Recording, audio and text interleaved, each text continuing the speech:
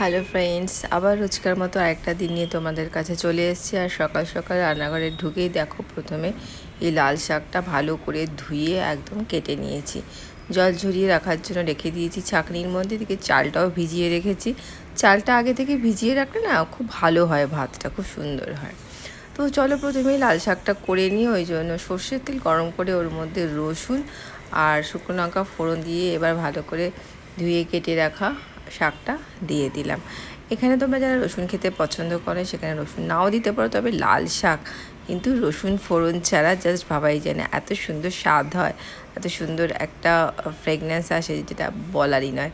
যারা লাল শাক বানাও এরমভাবে তারা তো অবশ্যই জানো। তো খানিকক্ষণ এটাকে ঢাকা চাপা দিয়ে রেখেছিলাম। দেখো, শাক থেকে তো যথারীতি জল ছাড়বেই। শাক থেকে জল ছেড়ে গেছে। এবার এর মধ্যে আমি অল্প একটুখানি লঙ্কার গুঁড়ো আর অল্প একটুখানি হলুদ গুঁড়ো দিয়ে ভালো করে এটাকে মিশিয়ে নিচ্ছি। তবে এই মশলাগুলো অপশনাল, না দিলেও চলবে। এই সবসময় যে লাল শাকে এইগুলো দিতে হবে তা না, আমি দিই একটুখানি কালারটা আরও সুন্দর ব্রাইট আসার জন্য।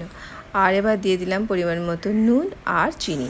শাকে কিন্তু অবশ্যই চিনি দিতে হয়, কারণ কি শাক একটুখানি মিষ্টি মিষ্টি না হলে শাক একদম খেতে ভালো লাগে না। আর নুনটাও সাবধানে দিতে হবে, কারণ কি জল শুকিয়ে গেলে কিন্তু নুন বেশি হয়ে যাওয়ার সম্ভাবনা থাকে।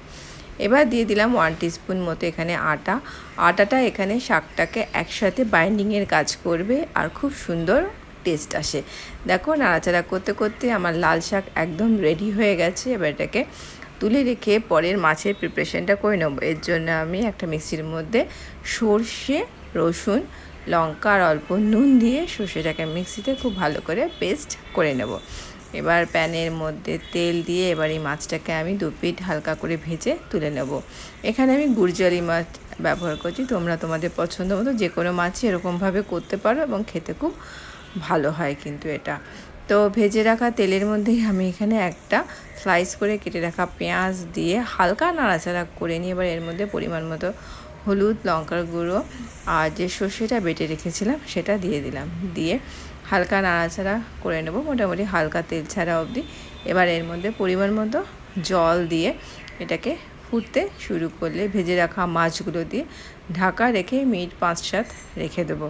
তাহলেই রেডি হয়ে যাবে কিন্তু আমার আজকে সর্ষে বাটা দিয়ে গুরজালি মাছের ঝোল বা ঝাল, যেটা ইচ্ছা বলতে পারো। খেতে জাস্ট অসাধারণ হয়, গরম গরম ভাতের সাথে এর স্বাদ জাস্ট অতুলনীয়।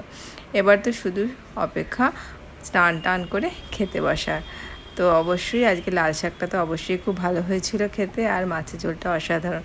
তোমরাও কিন্তু ট্রাই করতে পারো এরকম করে, মাছের ঝোলটা খুব ভালো লাগে খেতে। চলো তাহলে আজকের এই ছোট্ট ব্লগটা তোমাদের কেমন লাগলো জানাতে ভুলো না। আমার কুকিং ব্লগগুলো কেমন লাগছে অবশ্যই জানিও। তোমাদের সাহায্য ছাড়া, তোমাদের ভালো লাগা ছাড়া এগোনো অসম্ভব। তাহলে কিন্তু পুরো পরিশ্রমটাই আমার ব্যর্থ হয়ে যাবে। মানে ব্যর্থ হয়েই যায় পরিশ্রমে, যখন ভালোবাসা না পাওয়া যায় ব্যর্থই হয়।